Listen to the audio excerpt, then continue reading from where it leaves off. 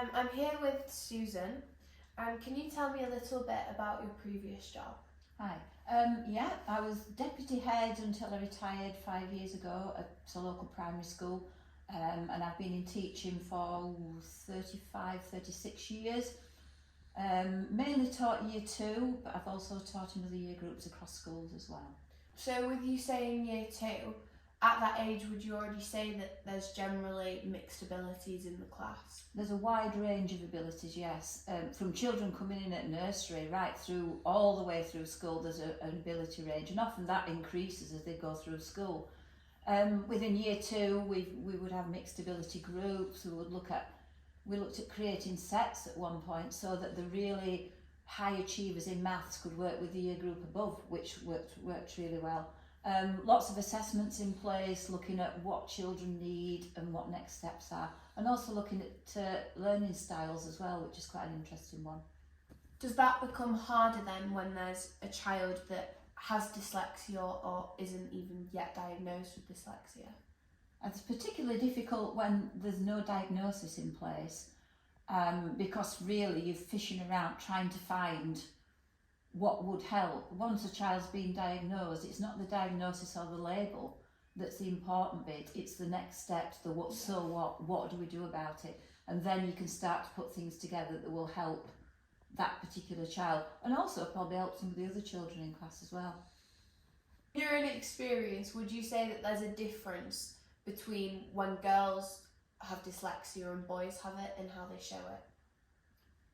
I think there is. It's a bit of a generalisation, but I think girls are probably better at masking that and not hiding the fact, but coping with it in a way, whereas boys tend to either become the class clown, or they kick off, or they just lose interest and refuse to do things. And I've often found that probably more so, it's more obvious with boys maybe, that they've got a very good broad vocabulary, a spoken vocabulary, but when it comes to writing or when it comes to anything like that, it's a totally different thing. They work on a much more simplistic scale because they've not got the confidence. They don't want to show that it's difficult for them to write it or to read. Talking about coping mechanisms, do you think that when a child finds a coping mechanism and they can easily then mask their dyslexia and the teachers just believe that the student is struggling with a subject as opposed to there's something that there is, like dyslexia? I think that's very true. I think that's one of the reasons that dyslexia needs to be diagnosed as early as it can be. We once had a child who got all the way through to year 4 and was struggling to read, and writing was well behind his vocabulary, which was quite worrying. And it materialised that actually he was struggling to follow a text when it was class reading, and he was identifying a word that he could easily spot within the text and waiting for that word to come up. So while the other children were reading, he wasn't getting the comprehension of the text, he wasn't following the text, he was solely looking for that word. And it took us a while to work that one out as to what he was actually doing, but that was his coping mechanism. So if you got a diagnosis of dyslexia, how did the families used to respond of that child? It could go 2 ways. Sometimes it was actually the parents who were pushing for something to be done, to be found out, because they were worried. And conversely, you got families who saw it as something scary, who didn't want the child to be diagnosed, didn't want anything. They didn't want to be part of it, really. And it's a shame, really, because the label is not the important thing.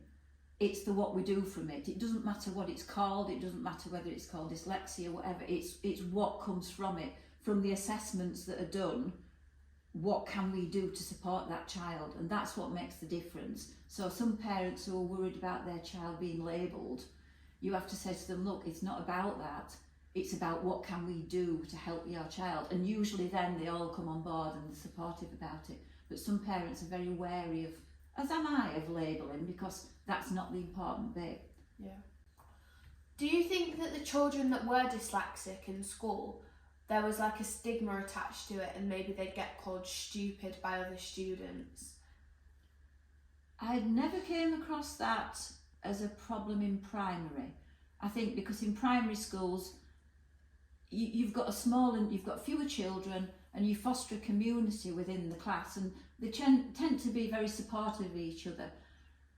Children don't necessarily flag up differences. If one child's accessing the text on an iPad or having it read to them by the iPad, or they're doing their writing on a laptop, on something IT based, that's not a problem. Children are very, very accommodating of that. But I think maybe when they get to secondary school, that could be when problems start, because that community gets split. There are new children introduced into the class or the group, and I think then maybe that's when problems can be experienced. Yeah. Through your career, did you notice any changes in the way that children were diagnosed, or the support that was put in place to help children with dyslexia? Diagnosis was a big positive, not because of the label, but because of what it actually provided support-wise for teachers, because she came away from the diagnosis with a toolkit, if you like, some way of helping. Other things that have helped as well, the phonics scheme that was put in by the government is assessed at the end of year one, quite early on when children are not being in school long. But it allows you to look at what issues there are, what problems. Are they having problems blending? Are they having problems putting sounds together?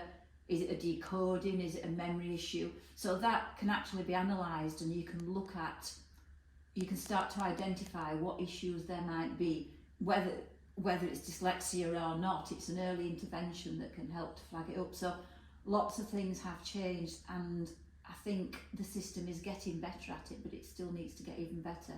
And IT hopefully will continue to develop and help in all sorts of ways, be it a development of how text's presented, or how it's used, how it's chunked up, whether it can be chunked into small little sections rather than great big long ones. Something I did find, which might not fit in this section, but something to mention is, in my experience, children who've struggled with reading tend to do better with non-fiction texts. Yeah. I think, I don't know, you might disagree with me on this, but I think it's partly because of non-fiction texts are quite specific. You've not got as much text to look at, the shorter chunks, the sections. It tends to have subheadings, which helps to focus on things.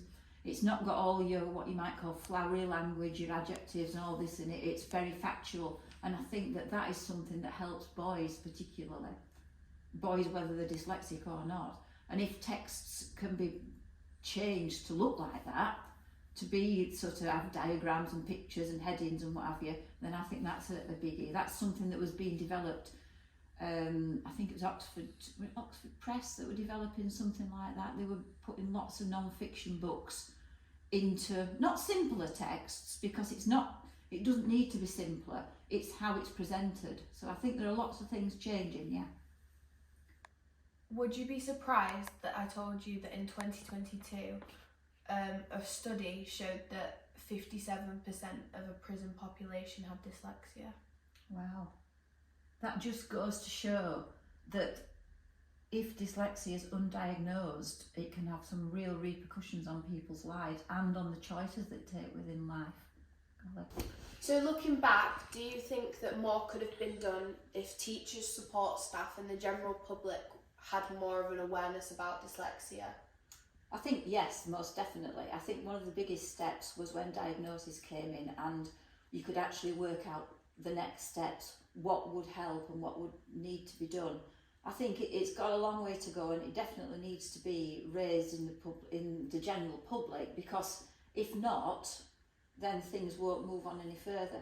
But yeah, things have changed a lot, and it does need that publicity. It does need somebody to stand up and say, this is a real issue, and it's not about a label, it's about what can we do to help children. And it won't just help dyslexic children. Some of the strategies put in place help other children as well, so it's quite an important aspect to look at. Do you think things have changed since you left the profession? I'd like to think so. I think the training that we had in our school was getting better and more detailed. It tended to be aimed really then at staff who'd got dyslexic children in their class, and often it was quite personalised, which was good. The generic overview of it might be something that perhaps needs pushing more, but the important bit was the specifics that related to each child, and those came from the assessments. I think IT is going to be the biggie. I think that's going to be the thing that will take things forward. So I'd like to think so, yes. Do you think to improve the future for dyslexics, it needs to be brought to the public's attention? Most definitely. Most definitely. It needs to be made more prominent. People need to be aware of the difficulties that it causes, because again, I'm very much a person who doesn't believe that a label's important, and just raising the term dyslexic is good, but people need to know why, what sort of issues does that cause? Not just in the reading issues and the writing issues, but what issues in later life? What kind of jobs does it steer children towards? What does it relate to crime figures that we maybe talked about earlier, looking at what happens to people who either weren't diagnosed with dyslexia when they should have been, or who've missed the boat, if you like. It's about the impact it has on people's lives, not just the lives of the children. Thank you so much for coming for an interview. You're very welcome, thank you. I learned a lot of things. So did I. Thank you.